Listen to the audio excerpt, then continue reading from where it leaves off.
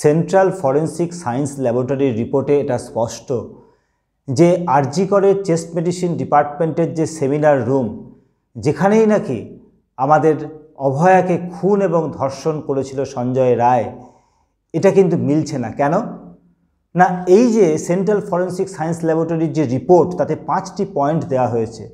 তার মধ্যে চতুর্থ এবং পঞ্চম পয়েন্ট দুটি অত্যন্ত গুরুত্বপূর্ণ। তাতে কি লেখা আছে?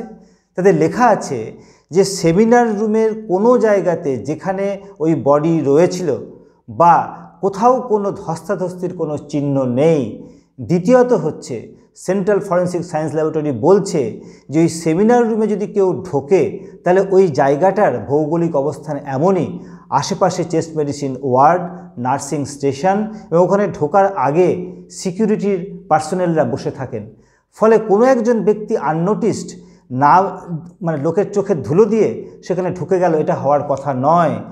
তাহলে প্রশ্ন উঠছে যে আদৌ কি সেমিনার রুমেই অভয়াকে খুন এবং ধর্ষণ করা হয়েছিল, নাকি এর পেছনে একটা গভীর ষড়যন্ত্র ছিল এবং যার পেছনে অনেক প্রভাবশালী ব্যক্তি যুক্ত হয়ে আছেন এবং তাদেরকে বাঁচানোর জন্যই সিবিআই একা সঞ্জয় রায়কে দোষী বলে তারা সাব্যস্ত করতে চাইছে।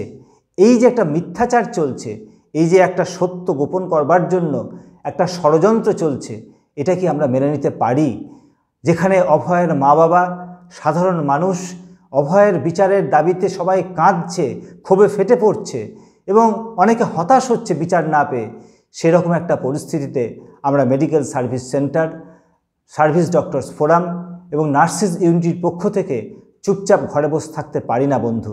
তাই আগামীকাল অর্থাৎ মঙ্গলবার 24শে ডিসেম্বর সিজিও কমপ্লেক্স সিবিআই দপ্তরে ঠিক বেলা 1টায় আমরা সিবিআই দপ্তরে বিক্ষোভের কর্মসূচি নিয়েছি। এখানে সর্বস্তরের সমস্ত মানুষ, ডাক্তার, নার্স, শুধু নাগরিকবৃন্দ, সকলকে আমরা আহ্বান জানাচ্ছি, আসুন এই বিক্ষোভে সামিল হন। সত্য আমরা বার করে আনবই। অভয়ার খুনি কে বা কারা সেটা আমাদের জানতেই হবে।